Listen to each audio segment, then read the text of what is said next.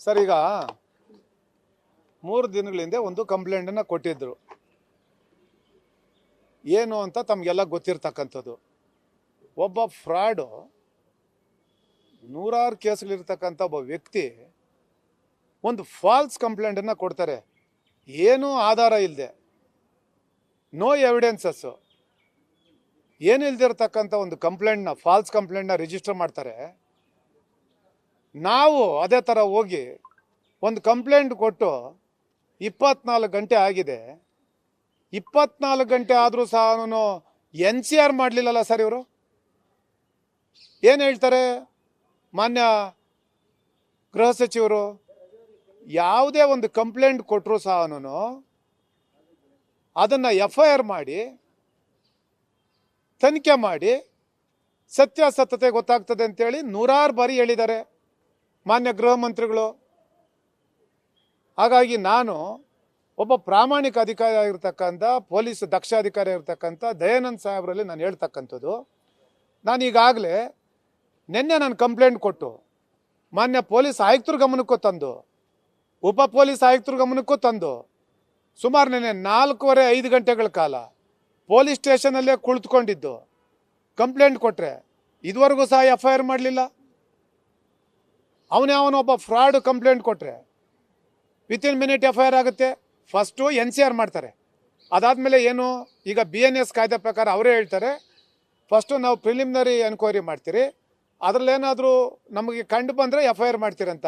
Sir, NC ಮಾಡ್ತಕ್ಕಂಥದ್ದು ಒಂದು 3 ಗಂಟೆಗೆ ಮಾಡ್ತಾರೆ, ಮತ್ತು 1 ಅವರ್ ಬಿಟ್ಟು FIR ಮಾಡ್ತಾರೆ.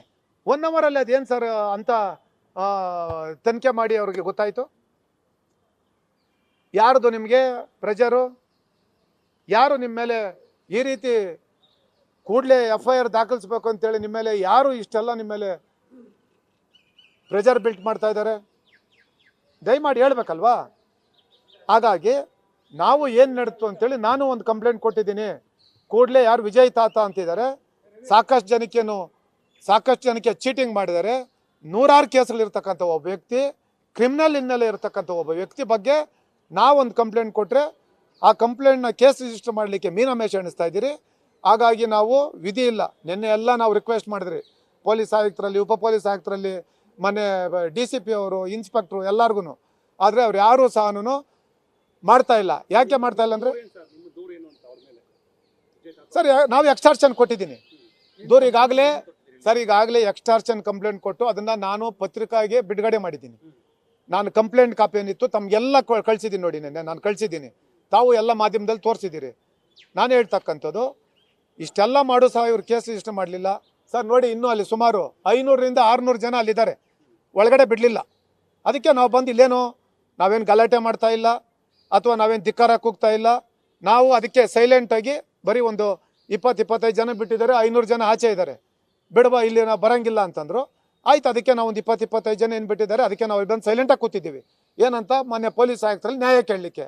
ನೋಡಿ ಸ್ವಾಮಿ, ನಾವು ಕಂಪ್ಲೇಂಟ್ ಕೊಟ್ಟಿದ್ದೀವಿ, ನೀವು ಯಾವನೊಬ್ಬ ಫ್ರಾಡ್ ಕಂಪ್ಲೇಂಟ್ ತಗೊಂಡು ನಿಮ್ಮ ಪೊಲೀಸ್ ಇನ್ಸ್ಪೆಕ್ಟ್ರು ಕೇಸ್ ರಿಜಿಸ್ಟರ್ ಮಾಡಿದ್ದಾರೆ. ಹಾಗಾಗಿ ನಿಮ್ಮ ಗಮನಕ್ಕೆ ತರ್ತಾ ಇದ್ದೀವಿ, ದಯಮಾಡಿ ನೀವು ಆದರೂ ಕ್ರಮ ತಗೊಂಡು ಇಮಿಡಿಯೇಟಾಗಿ ನಾವು ಕೊಟ್ಟಿರ್ತಕ್ಕಂಥ ಕಂಪ್ಲೇಂಟ್ ಬಗ್ಗೆನೂ FIR ಮಾಡಿ ಅಂತ. ಮಾಡ್ತಾ ಇಲ್ಲ, ಮಾಡೋ ತನಕ ನಾವು ಇಲ್ಲೇ ಕೂತಿರ್ತೀವಿ ಸರ್. ಹಾಗಾಗಿ ಇದನ್ನೇನಾದರೂ ಮಾಡಲಿಲ್ಲ ಅಂತಂದರೆ ನಾನು ಗೃಹ ಕಚೇರಿಗಳು, ಗೃಹ ಮಂತ್ರಿಗಳ ಮನೆ ಮುಂದೆ ಅಥವಾ ವಿಧಾನಸೌಧದಲ್ಲಿ ನಾನು ಒಬ್ಬನೇ ಧರಣಿ ಕೊಡ್ತೀನಿ. ಯಾಕಂತಂದರೆ ಬೇರೆಯವ್ರನ್ನ ಬಿಡಲ್ಲಲ್ವಾ? ಅದಕ್ಕೆ ನಾನೇ ಹೋಗಿ ಕೂರ್ತೀನಿ. ನಾನು ಒಬ್ಬ ಮಾಜಿ ಶಾಸಕ ಹೋಗ್ಬೋದು, ನಾನು ಕೂರ್ತೀನಿ. ನ್ಯಾಯ ಕೊಡಲಿ.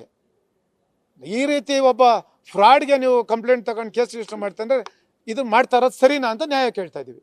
ದಯಮಾಡಿ ಕೂಡಲೇ ಕ್ರಮ ಆಗಬೇಕು. ಮಾನ್ಯ ಪೊಲೀಸ್ ಆಯುಕ್ತರು ಹೊರಗಡೆ ಹೋಗಿದ್ರಂತೆ, ಬರಬೇಕು. ಅದುವರೆಗೂ ನಾವು ಇಲ್ಲೇ ಕೂರ್ತೀವಿ. ನ್ಯೂಸ್ ಫಸ್ಟ್, ನಿರ್ಭೀತಿಯಿಂದ ನಿಮ್ಮ ಪರವಾಗಿ.